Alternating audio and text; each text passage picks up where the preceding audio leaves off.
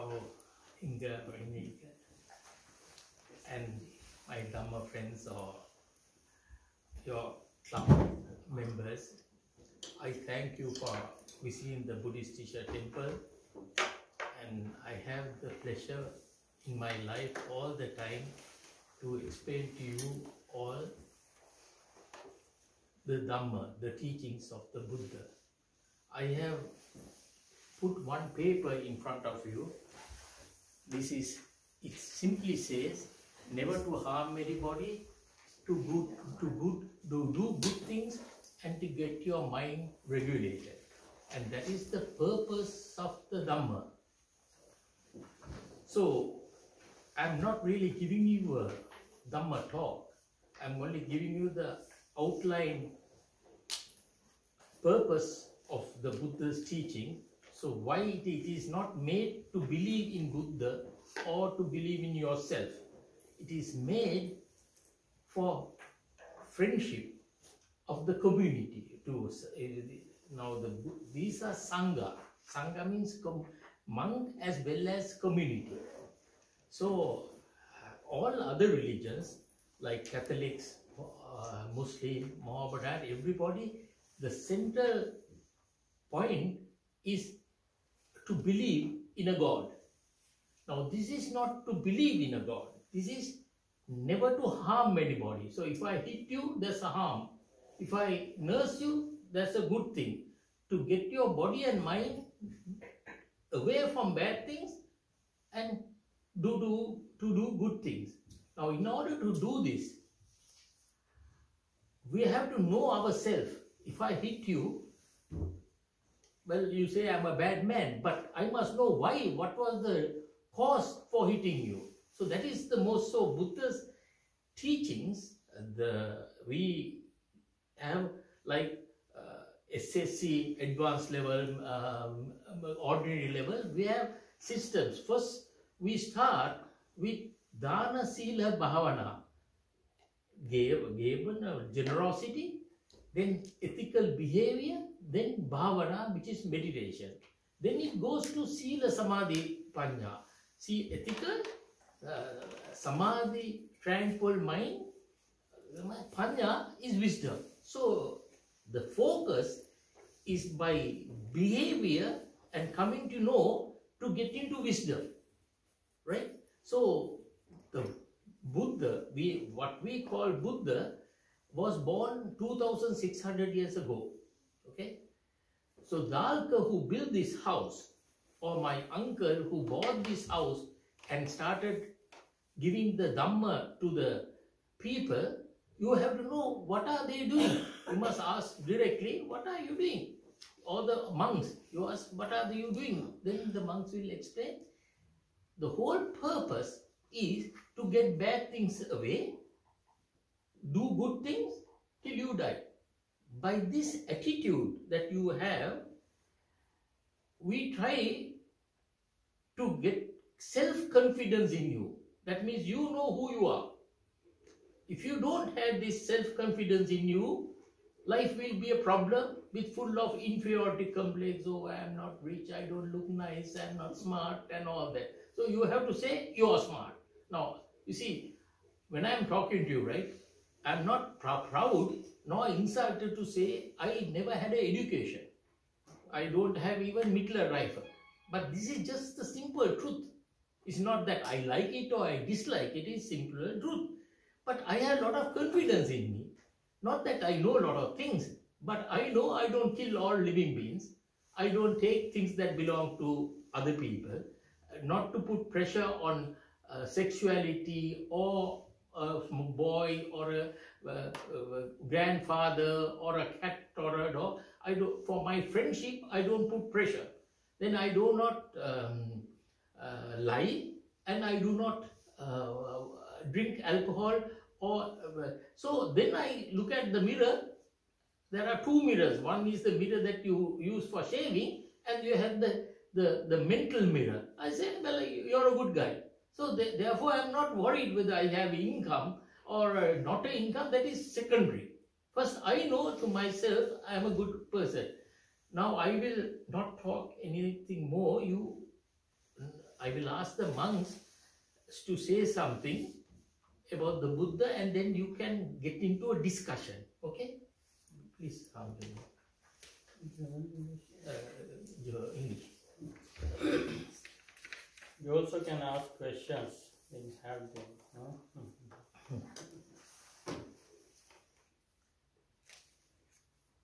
Explanation of the.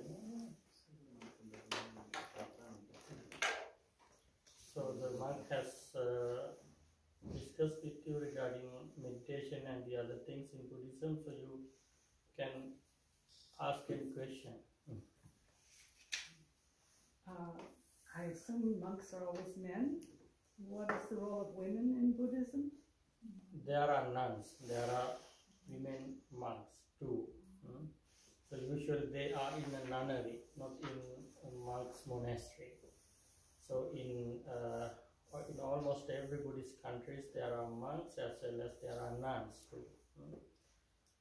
They also do the same thing as the monks do.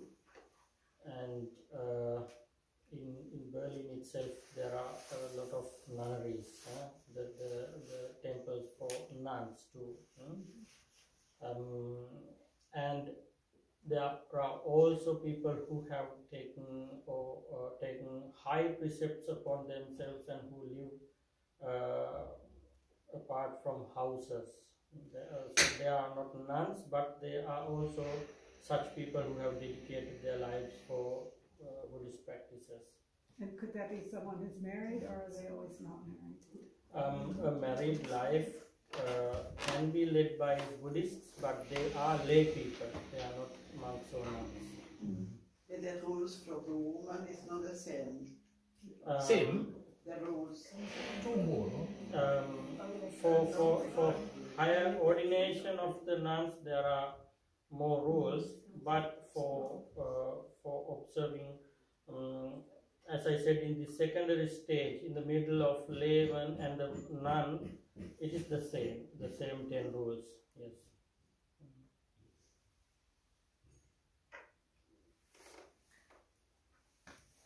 Is there a difference? So I have two questions. One is, what are all the different Buddhas that we see? You know, like there's the lady Buddha, there's the big Buddha, there's Buddha. So if you can maybe talk about that a little bit. And then is there a difference between Buddhism in the different countries? Like I'm Vietnamese and I'm Buddhist. But, you know, is there any difference to Sri Lankan Buddhism or, you know, Japanese or Indian? So. Yes, the teaching of the Buddha is one, but depending on the cultures that Buddhism has gone, they have made their own cultural beliefs and aspects of Buddhism. That is why we have many different names of Buddhism, Theravada, Mahayana, Tantrayana, Vajrayana, and so on. But usually the message of the Buddha is the same. It is to end the suffering and go on the noble path. As I have explained there, it totally depends on the personal beliefs and cultures in the countries of the people and the languages. Sometimes when they are not possible to explain something in a certain language, they use their own language to interpret it. And through this interpretation, so commentary, it becomes a long tradition or long book to say. That is why we have some discourses in short form and some discourses in very long form. So they are the attempts of explaining some teaching to the people who could not understand it very well. And the case of Buddhas, that is also similar. So if a person in Sri Lanka makes a statue of the Buddha, it takes the shape of a Sri Lankan, usually. So it mirrors yourself. And if a Vietnamese make a figure of the Buddha, then it takes the shape of a Vietnamese. That is why later on you say this is Gandhara tradition and this is Mathura tradition and so on in Afghanistan. So you have many statues of the Buddha. They all are depending on the artworks of the person, the artist. That is why they have different shapes. And the emotions and the attitudes of the people or the artists, they also come into the figures. For example, the case of this laughing Buddha with a big belly. So it is a kind of generosity. It is a symbol of generosity. So the one who gives much, he can be happy always. So that is indicated from this laughing Buddha statue. So we need not to look at the figure and the shape, but we need to look at what the message behind that. You see, in any culture, you have a Old Testament and a New Testament. So if the Old Testament is God's word, we don't have the right to change it into the New Testament. But people do this. You go and ask the Pope to make homosexuality legal in the Catholic Church. But we have to listen to the God, not to the Pope. So you see, now I will tell you another thing. The Buddha never made something called Buddhism. But Buddha was talking about Dhamma. And this Dhamma, as I said earlier, purpose of the Dhamma is never to harm anybody, to do good things and get your mind regulated. Then I asked her whether I'm not telling it rightly. So, what did the Buddha didn't take to which culture? Are you a woman? Are you a man? He did not say. He said, come to know through mindfulness. This is why I said earlier also, the central point in the Buddha's teaching is Buddha who detected, who discovered mindfulness is a powerful tool that we have in our body and mind. So when we go into mindfulness, we go into body awareness, feeling awareness, mind awareness and mental formation awareness. This is to say, I know myself. Because when I hit, nobody else hits. I am hitting. When I nurse, I am nurse. So fault and the good, both are in here. So after about 150 years after the death of Buddha, Buddhism came in. And then Buddhism had, this is, physics, chemistry, biology is studied all over the world. In Japan, in Sri Lanka, in Germany, they don't differ. Japanese physics is the same as the German or the Sri Lankan. So Buddha's teachings actually is non-cultural and non-religious. There's no belief. If you don't believe in your professor, you have to understand the professor. But tradition, you can't get rid. Only arhats can get rid of tradition. Very highly developed people, they are non-cultural and not. But normal people are cultural, So that's can't. I'm born in Sri Lanka. I have a Sri Lankan father and a mother. Though I'm living in Germany, I have no problem because I see my body and your body as the same. And if you ask the reason, why do you see? Because I say the elements that you are made of, water element, heat element, earth element, and air element, all these are universal elements. You understand? So when my body is made, the body which do bad things and good things is made out of these things. Yeah. Did you get the message really? Yeah. Please do ask the questions right now, we can answer that. Also, when you explain the statues of Buddha, there are different ways of holding hands and so on, Yeah, giving you explain and that to the praying hands. and so on. So that is also important. Yes, they are called mudras, the postures. So there are also meanings. For example, if Buddha holds hands like this, it is called Dhamma Chakra Mudra. The posture of turning the wheel of the truth, Dhamma Chakra. So it is the moment, so symbolically, it is the moment that Buddha preached his very first discourse. So when we see this figure, then we have to search for what is the first discourse of the Buddha and what are the Four Noble Truths. For the people to remind about that the artists have made this posture. And there is also another posture which is called Bhumi Sparsha Mudra. So Buddha touching the earth.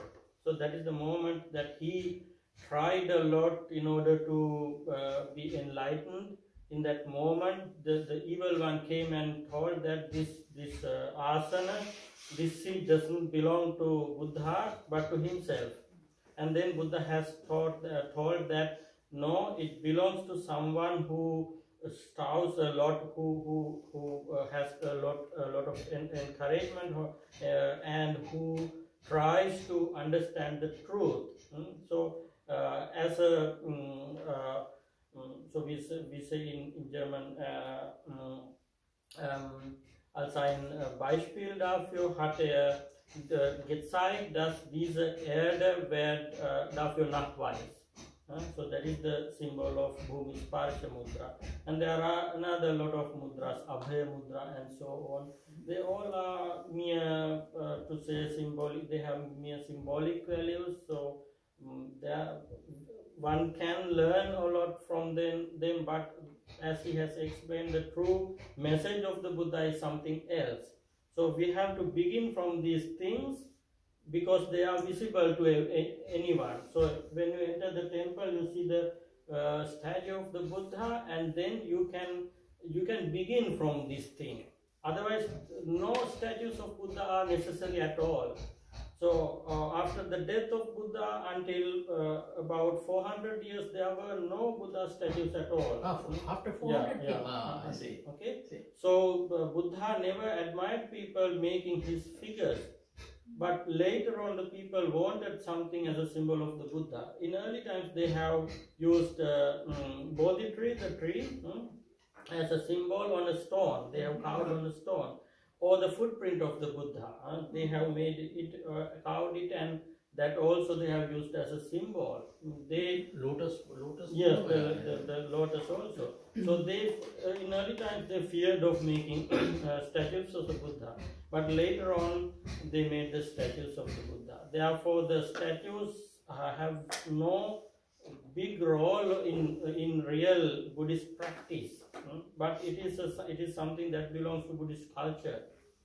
So usually we ask questions from what we see and what we take from our organs. That is why it is. But from these visible things, we have to go into the invisible values.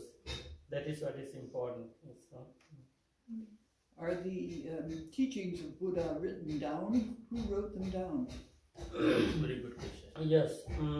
So I think I have to take a couple of minutes to explain this. So in the time of the Buddha has preached everything wordly. So no one has written down. Verbally. Yes. No one has written them down in the time of the Buddha. But the holy monks, they have kept them in mind very well because they have a great level of concentration. Therefore, they could keep anything in their minds. So they have kept them in their minds, and they taught them to the next generation of the monks. They also have been the holy ones or the perfect ones, and they could also retain it in their minds. So like this, it has gone for about 400 to 500 years. And it is necessary to show even today, there are monks who knows the 30 times bigger than the Bible, who can know every from word to word. In Burma, there are monks. Also in Sri Lanka, these monks, both these monks, right? How much they can receive. Auswendig, in German. You see, they use the brain and the ear for tape, like tape recorder. So this is possible for you and everybody, but you have to train themselves. And concentrate. And concentrate. Concentrate, that's right. And then there came a certain situation where they could not keep it further because there came a big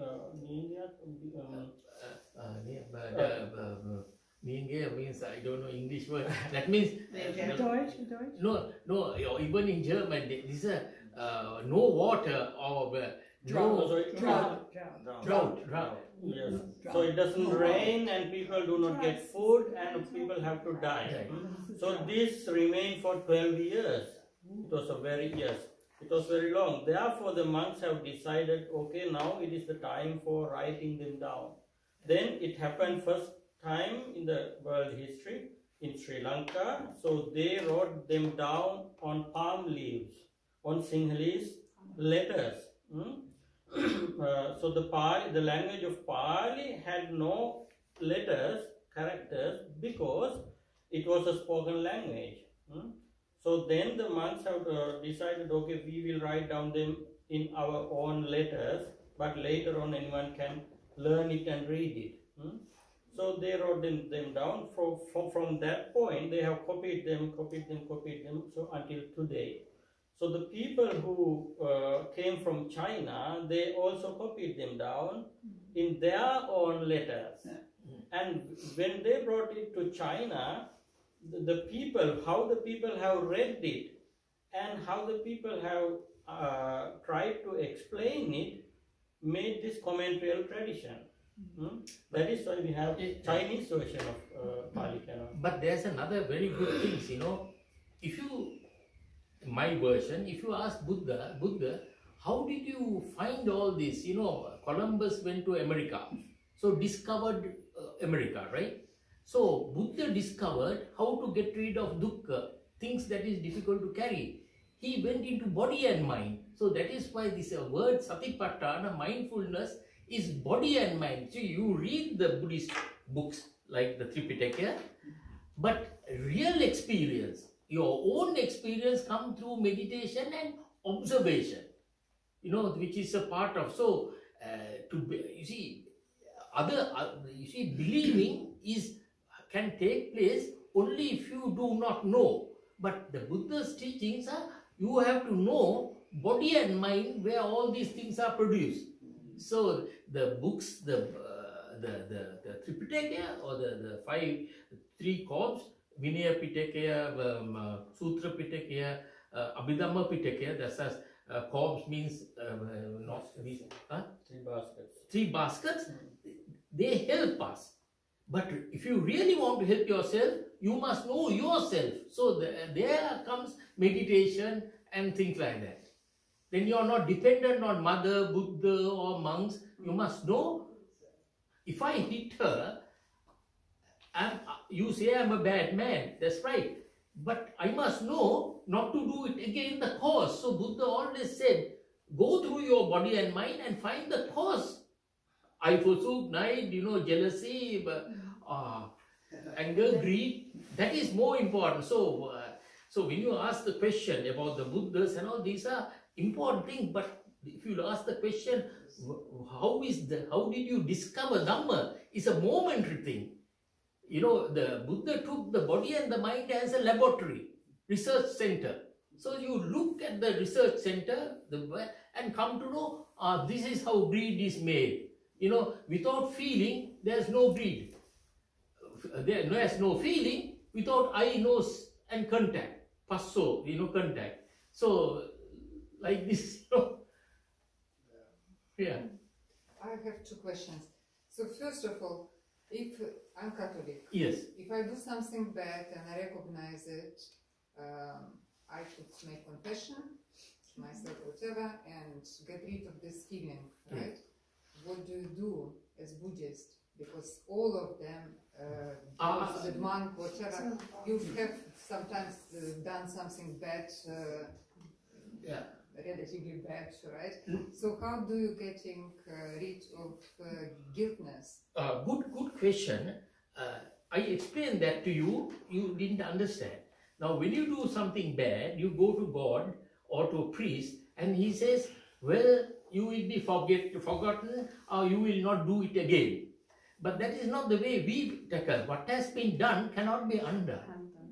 What has not been done can be done. So if you jump up and if you come down, you can't say like, because I am Catholic, let me stay in the air It's not possible. You come down because it's a natural system. If you are born through mother, I am born through mother, whether I call myself a Buddhist or a Catholic, doesn't matter to the nature. Nature is nature. So what you do is, if you do something wrong, you have to get rid. I told her, if I hit her, I am a bad man, but I must get rid of the cause why I hit her.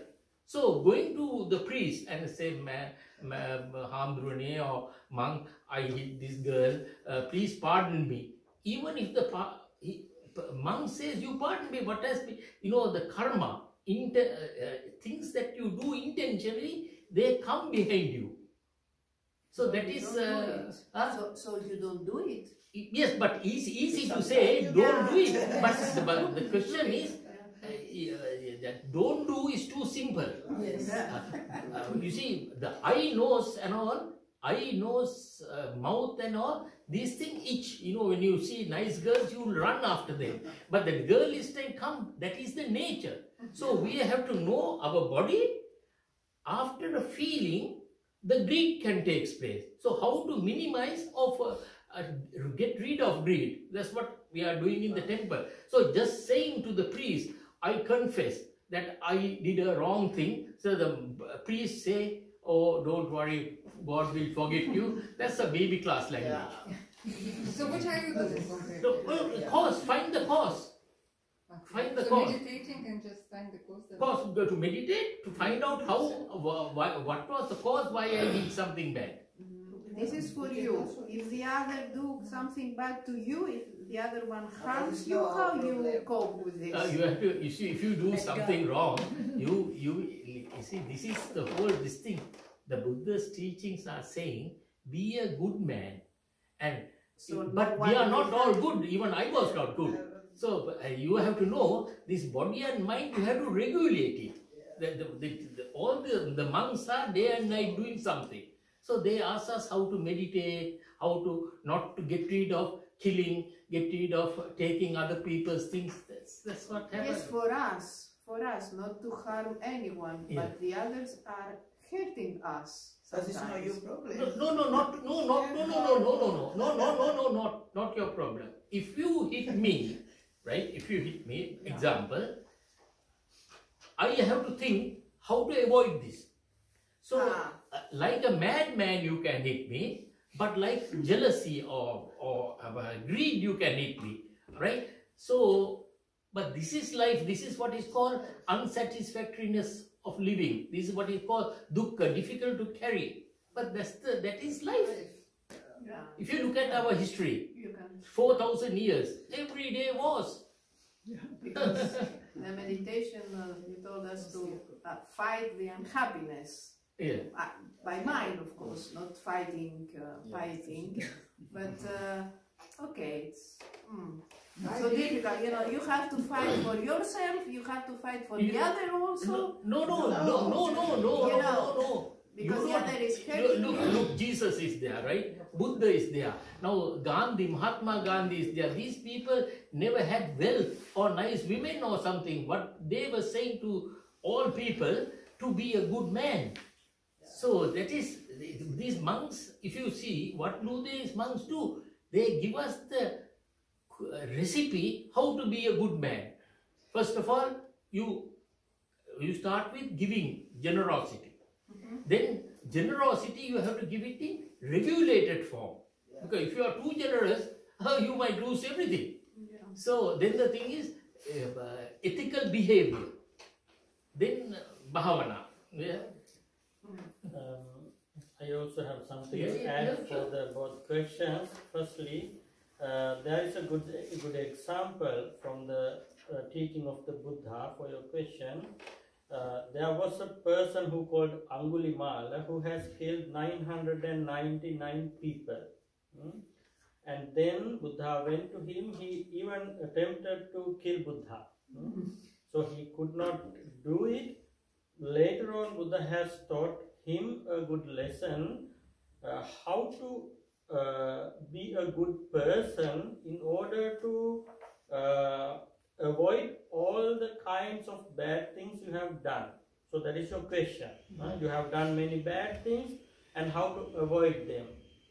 So that is the noble path. So it is a long process, but it takes sometimes just a moment to do this with the mind.